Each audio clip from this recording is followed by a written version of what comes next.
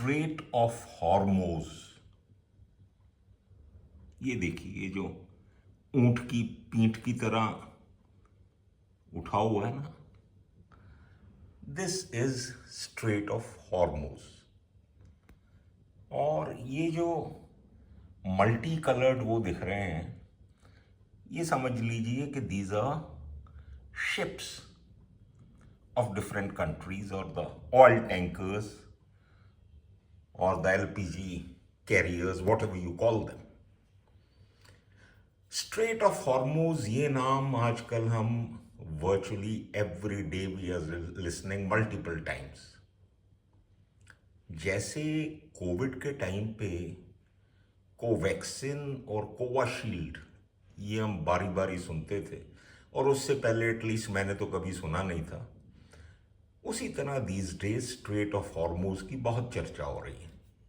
Of course I had heard of this being in Indian air force and having read the war history of the world and the other geographical and other things. और इस पे मैं चाहूँ तो मैं बहुत लंबा बोल सकता हूँ, but for the benefit of my viewers मैं इसको बहुत ही सिंपल रखूँगा. आप इस वीडियो को एंड तक ज़रूर देखिए, and I am sure you will learn a lot from this video. You know what is straight of Hormoz. ये एक ऐसी स्ट्रेट्स हैं या वाटरवे है जो Iraq, Iran, Oman, Yemen, UAE, you can C so many countries, इसके आसपास ये सब कंट्रीज जो हैं सिचुएटेड है.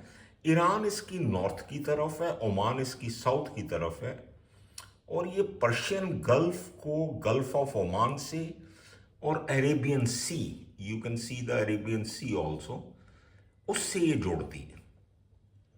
And it's biggest the strategic and the geopolitical importance of the value is कि हमारे देश का 40 से 50% जो क्रूड ऑयल है दैट कम्स थ्रू दिस, वो इस पैसेज से यहाँ से क्रॉस होके it comes to our country. और एलपीजी का तो you can say around 90% of our LPG comes from here, and around 20%, विश्व का 20% जो है वो जो ग्लोबल ऑयल का जो मूवमेंट होता है वो यहां से होता है. अब ये बहुत ही छोटी सी है, देखने में तो ज्यादा बड़ी नहीं लग रही. इसकी जो चौड़ाई जो है, जो विड्थ, वो मैक्सिमम 33 to 35 किलोमीटर्स है. लेकिन इसका एक बहुत बड़ा एडवांटेज है, इसकी डेप्थ बहुत ज्यादा है. ये समुंदर में ये जो स्ट्रेट जो है, स्ट्रेट ऑफ हॉर्मूज, इसकी depth is you can say approximately around 80 to 100 metres. तो जो बड़े से बड़े, भारी से भारी जहाज भी हैं वो भी यहां से गुजर जाते हैं.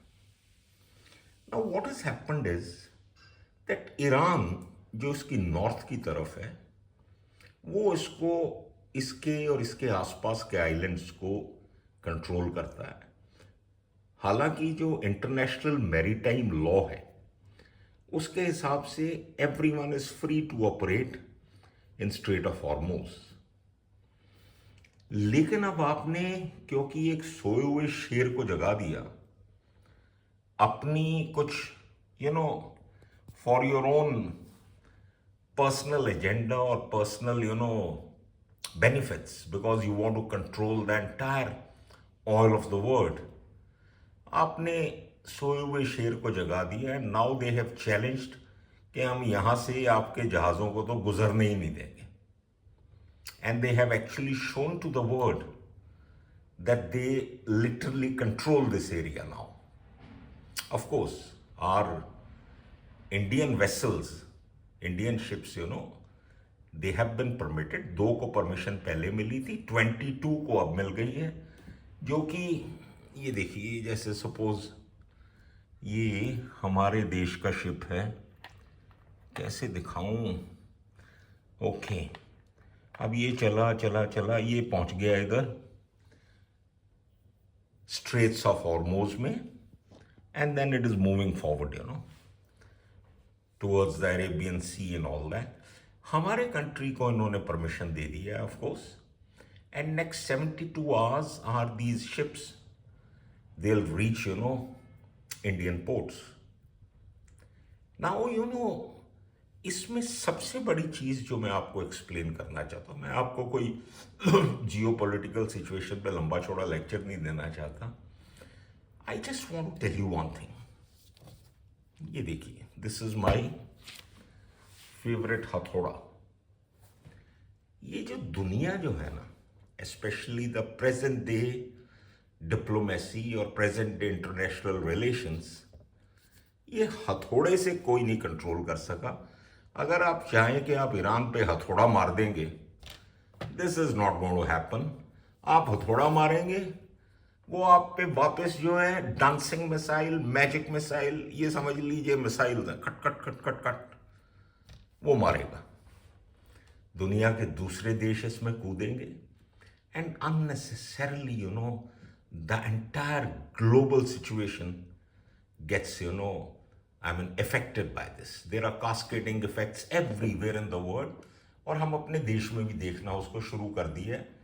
So it is always good, always better, जो हमारे जो संविधान के जो निर्माता थे, या जो हमारे फॉरेन पॉलिसी के जो आर्किटेक्ट्स हैं, या इनिशियली जिन्होंने हमारी फॉरेन पॉलिसी को चिजल किया, शेप किया, non aligned, we are absolutely a non aligned country. हम किसी ग्रुप, किसी गुटबाजी में कभी नहीं